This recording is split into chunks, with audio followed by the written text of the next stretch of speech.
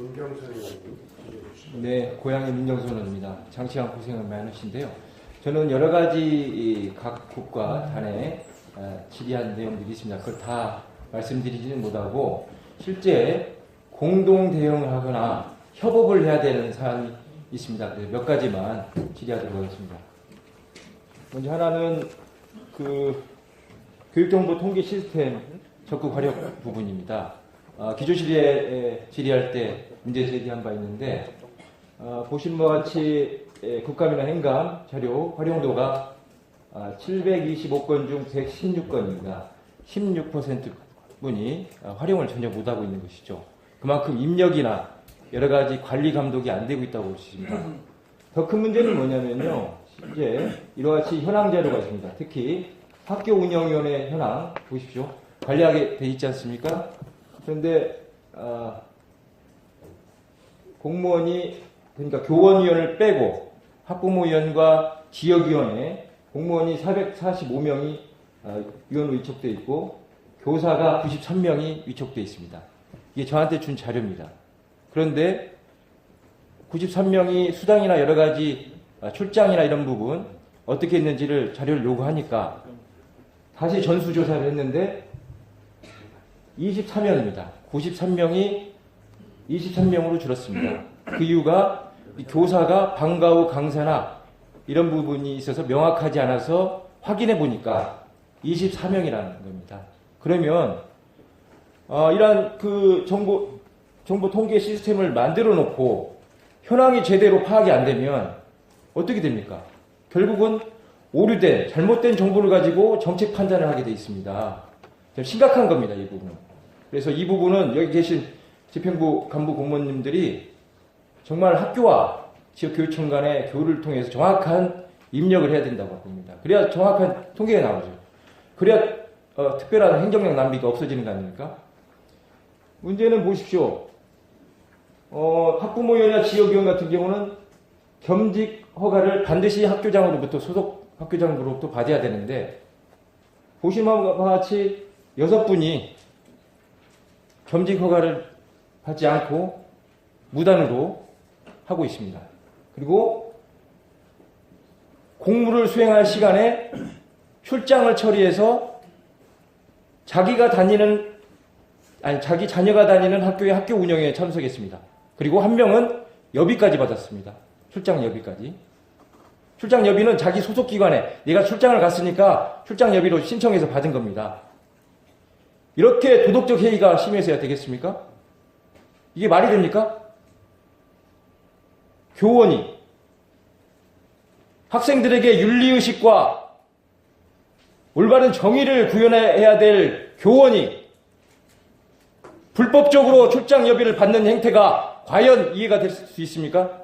우리 최은옥 부교육감님 말씀해 주십시오. 네. 용납될 수 없는 일이라고 생각합니다. 그렇죠. 이런 행태는 제가 결산검사 할 때도 이거와 다른 실제 각종 위원회에 참석하면서 출장 여비를 이중으로 받는 행태도 지적한 바 있습니다. 이게 일개의 문제가 아니라 만연된 교육청의 문제라고 봅니다. 이에 대한 정확한 윤리의식과 관리 행태를 정확히 확인해야 됩니다. 그렇게 해주시겠습니까? 네. 문병선 교육감님도 그렇게 해주시겠습니까? 예, 그렇게 하도록 하겠습니다. 보십시오. 제가 학교 운영위원회 자료를 받았는데 이 공무원이나 교사를 제외한 회사원, 전문직, 자영업 이렇게 분류되어 있습니다. 실제 전수조사를 해보니까 제가 여기 자료는 안 냈는데 학교의 수의계약이나 계약건과 관련된 직종에 종사하는 학부모, 운영위원들이 상당수입니다.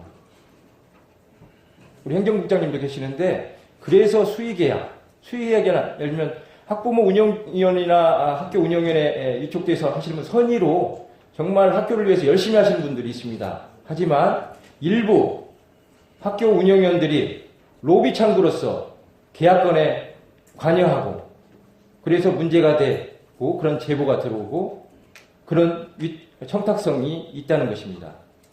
이 부분은 전체적으로 수의계약 부분에 대한 명확한 관리와 지침 하달, 그 다음에 교육, 그 다음에 표창, 여러 가지 벤치마킹 할 수 있는 시스템을 만들어줬으면 좋겠습니다. 우리 최원욱, 노력하겠습니다. 네, 그렇게 해주셨습니까? 다음은 그 누리과정 문제 대응. 어제 교육1국 할 때 질의를 했는데요. 실제 교육부가 고통교부 확정교부를 했는데 누리과정 예산을 담아서 확정교부했습니다. 문제가 있죠? 최원욱 관님 문제가 있죠? 그러면 실제 지방교육재정교부법 제13조에 의하면 산정지초 등의 이의가 있을 경우 이의 신청을 가능하도록 규정되어 있습니다. 그러면 이의 제기를 해야 될 거 아니에요. 최근 3년간 이의 신청한 적이 없습니다. 무엇을 하고 계십니까? 그리고 누리과정 근거인 시행령 법률 위반이라고 줄기차게 저희한테 설명하고 언론 플레이 하셨습니다. 그렇죠? 헌법 위반, 유아교육법 등 4가지 법 위반이라고 명시하고 있습니다. 그렇죠? 네. 그러면 헌법 위반이고 법을 위반하면 구제 절차가 있지 않습니까? 위헌 위법 소송을 해야 되는 거 아니에요? 했습니까? 안 하지 않습니까? 모든 것을 교육감과 야당 의원들에 통해서 정치적으로 해결하려고만 했던 거 아닙니까? 법적, 행정적 절차가 분명히 있음에도 안 하지 않았습니까? 그 결과가 뭡니까? 내년도 그 올해 편성하지 않은 경기도 교육청 5,356억 원 제외 통보 역공당했죠? 앞으로 어떻게 될 것 같습니까? 예? 정치적으로 풀 수 있을 것 같습니까? 지금 국회 녹록합니까? 국회의원 제가 만나보고 건의하고 있지만요. 우리 뜻대로 되고 가지 않습니다. 지금요. 오히려 불안합니다. 현재가.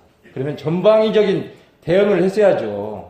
1년 동안 허송세월 보낸 거 아닙니까? 답변해 주시기 바랍니다. 저희가 이런 소송을 제기하는 것보다는 그 입법 과정을 통해서 문제를 해결하는 것이 더 바람직한 방법이라고 판단을 한 것이고요.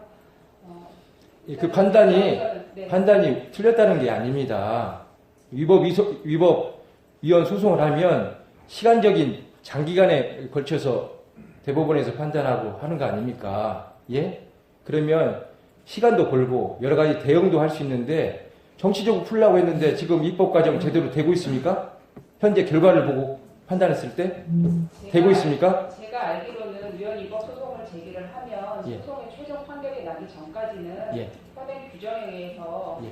편성을 해야 되는 것을 알고 있습니다. 그래서 그런 것이 저희 교육청의 부담이기 때문에 소송 제기를 안 한 것은 또 하나의 원인이 있지 않나 생각하고 있습니다. 네, 알겠습니다. 이제는 전방위적인 대응을 좀 촉구합니다. 그렇게 좀 해주세요. 노력하겠습니다. 다음은 그 적극적인 정보 공유 및 협업을 말씀드리겠습니다. 이것은 하나의 예입니다. 그러니까 행정국 할 때 지적한 바 있는데 지금 저소득층 학생 컴퓨터 보급하고 있죠. 네. 네. 근데 현황을 지금 파악도 안 하고 있습니다. 그런데 인터넷 통신비 지원하고 있습니다. 매년 23만 1,000원을 지원하고 있습니다. 그러면 지원에 끝나지 말자는 것이죠. 이게 지금 교육청 아닙니까? 그러면 교육에 어떠한 효과가 있는가를 매칭을 했으면 좋겠다는 겁니다. 한 예로 보시면 경기도 외국어 교육연수원에서 사이버 기풀 영어 학습을 하고 있습니다. 근데 외국어 교육연수원에서도 저소득층 학생들한테 컴퓨터 보급하는지 모르고 있어요. 그리고 복지 법무과도 이것을 하고 있는지 모릅니다. 서로 공유하면 저소득층 학생들 집에서도 컴퓨터 있고 인터넷 되니까 무료로 지금 수강할 수 있는가 신청해서요. 그럼 이것만 대폭 확대하면 그러니까 영어에 한정된 게 아니라 기초학력 여러 가지 지금 기초학력 미달되는 문제가 많지 않습니까? 저희가 최하인데 네. 이런 사이버 교육을 통해서 얼마든지 투자 않고 기존 자료 가지고, 기존 시스템 가지고 충분히 할 수 있습니다.